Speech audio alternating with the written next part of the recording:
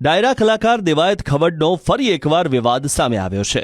દેવાયત ખવડ અને તેના માણસોએ તલાલા ગીરના ચિત્રોડ ગામે બબાલ કરી હોવાની વાત ઉડતી થઈ છે, પરંતુ સાચી હકીકત તો સમય આવે જ ખબર પડશે, કારણ કે ફોર્ચ્યુનર કારમાં 4 લોકો સવાર હતા। એ ફોર્ચ્યુનરે કિયા કારને ટક્કર મારીને રોડની સાઈડમાં ઉતારી દીધી।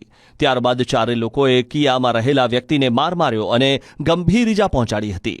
પણ જ્યારે ખબર પડી કે કિયા કારમાં ધ્રુવરાજસિંહ ચૌહાણ હતા, ત્યારે સમગ્ર ચર્ચાએ જોર પકડ્યું હતું, કારણ કે આ એ જ ધ્રુવરાજસિંહ છે કે જેમની અમદાવાદના સનાથલમાં ડાયરા બાદ દેવાયત ખવડ સાથે બબાલ થઈ હતી। ત્યારે સનાથલમાં રહેતા ધ્રુવરાજસિંહ અને તેના મિત્રો ગીરની કૃષ્ણા હોટલમાં રોકાયા હતા, જેના સ્ટેટસ પણ વોટ્સઅપમાં રાખ્યા હતા। ત્યારે એવું અનુમાન લગાવાઈ રહ્યું છે કે ધ્રુવરાજસિંહને માર મારવામાં દેવાયત ખવડ અને તેના માણસોનો હાથ છે। હાલ ધ્રુવરાજસિંહને તલાલા હોસ્પિટલમાં પ્રાથમિક સારવાર આપ્યા બાદ જૂનાગઢની હોસ્પિટલમાં રિફર કરવામાં આવ્યા હતા। જો કે આ મામલે ધ્રુવરાજસિંહની કોઈ પ્રતિક્રિયા સામે નથી આવી અને પોલીસે પણ કંઈ ખુલાસા નથી કર્યા।